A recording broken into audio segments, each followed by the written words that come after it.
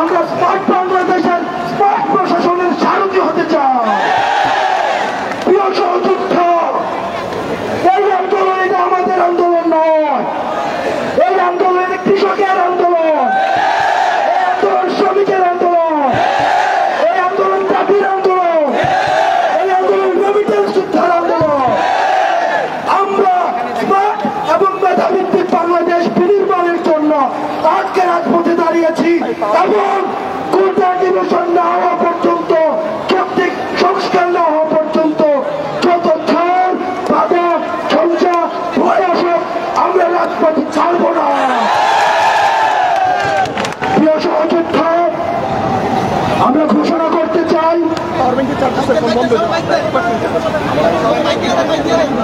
প্রিয় বন্ধুগণ, আমরা এখনই যাচ্ছি না। আমাদের আরো বন্ধুরা ভাইরা যারা ঢাকা শহরের বিভিন্ন পয়েন্টে অংশগ্রহণ করেছে তারা আমাদের শাহবাগে আসতেছে। তাদের জন্য যাতে আমরা অপেক্ষা করি আরো কিছুক্ষণ।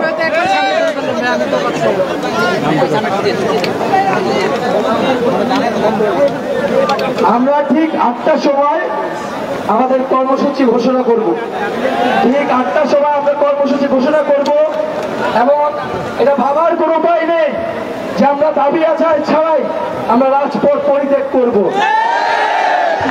আমরা রাজপথে আছি, আমাদের ব্লকেট চলছে, চলবে। সারা বাংলার ব্লকে চলছে, চলবে। সারা বাংলার ব্লকে চলছে, চলবে। সারা ঢাকার ব্লকে সারা বাংলার ব্লকে চলছে, চলবে। কোটা না মেধা, না পোস্টার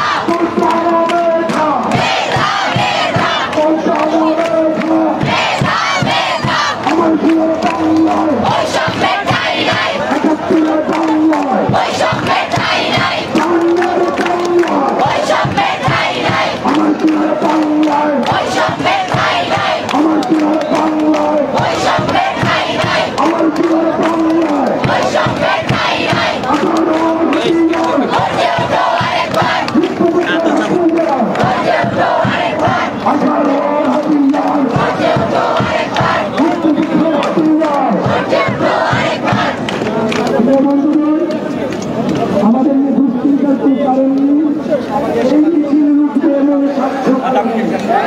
দর্শক, আমরা আপনাদেরকে জানাচ্ছিলাম এতক্ষণ ধরে এখানকার আন্দোলন কিন্তু অব্যাহত রয়েছে এবং শাহবাগের যে মোড়ে দুপুর থেকে আন্দোলন কর্মসূচি শুরু হয়েছে, সেই আন্দোলন কর্মসূচি কিন্তু অব্যাহত রেখেছে এবং তাদের 4 জনের একটি প্রতিনিধি দল কিন্তু পুলিশের ঊর্ধ্বতন কর্তৃপক্ষের সঙ্গে বৈঠকে বসেছে এবং সেখান থেকে আসার পরে তারা নতুন কর্মসূচি ঘোষণা করবে এবং এখন পর্যন্ত বলা চলে তারা তাদের দাবি আদায় না হওয়া পর্যন্ত তারা তাদের কর্মসূচি চলমান রাখবে এবং অব্যাহত রয়েছে।